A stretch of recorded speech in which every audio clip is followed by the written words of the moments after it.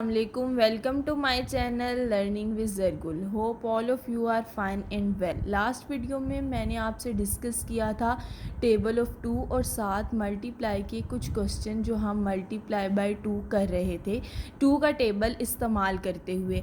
आज कुछ और क्वेश्चंस हम करेंगे टेबल ऑफ 2 का यूज़ करते हुए। उम्मीद है आपको वीडियो अच्छी लगी होगी। मेरे चैनल को लाइक और सब्सक्राइब करना मत भूलिएगा। चलें स्टार्ट करते हैं। अब यहाँ पे देखिए हमने यहाँ पे लिखा है 2 और ऊपर 3। हम हमेशा जो नंबर नीचे लिखा होता है उसका टेबल हम पढ़ते हैं, यानी कि 2 का टेबल हम पढ़ेंगे 3 जार।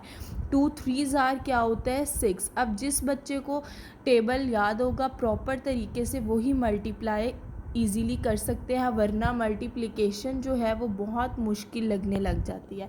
ठीक है, उसके साथ साथ हम यहाँ पे देखते हैं 2 7 जार। 2 7 जार होता है 14 1 4 14। ठीक है, 2 5 जार 10 1 0। देन हम करेंगे 2 6 जार। बहुत ही सिंपल और आसान टेबल है 2 का।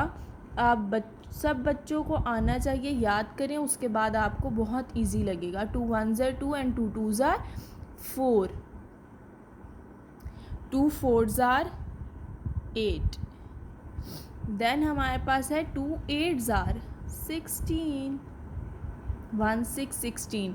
2 9 जार 18 1 8 18 एंड 2 0 जार 0। अब यहाँ बच्चे बहुत मिस्टेक करते हैं कि 2 0 जार 2 लिख देते हैं। मल्टीप्लाई का एक रूल है, जब भी कहीं ज़ीरो आ जाएगा इट मीन उसका आंसर हमेशा ज़ीरो ही रहेगा, चाहे ज़ीरो ऊपर है चाहे ज़ीरो नीचे है। ठीक है, यहाँ पे 2 0 जार 0 आ जाएगा, 2 1 जार 2 एंड यहाँ 0 2 जार 0, क्योंकि मल्टीप्लाई में हमेशा ज़ीरो ही रहता है। हाँ, यहाँ अगर प्लस होता तो 2 आ जाता, इधर भी प्लस होता तो 2 आ जाता, लेकिन मल्टीप्लाई में ज़ीरो ही रहेगा। आप ऐसी छोटी छोटी वर्कशीट्स की तरह बना के अपने बच्चों को दे सकते हैं, घर में भी रिवीजन करा सकते हैं, उन्हें ऐसी वीडियोस दिखाएं ताकि उनके जो है वो लर्निंग लेवल इंक्रीज़ हो, वो याद करें ज़्यादा से ज़्यादा। उम्मीद है वीडियो अच्छी लगी होगी। नेक्स्ट वीडियो लेकर हाजिर होंगी, तब तक के लिए अल्लाह हाफ़िज़।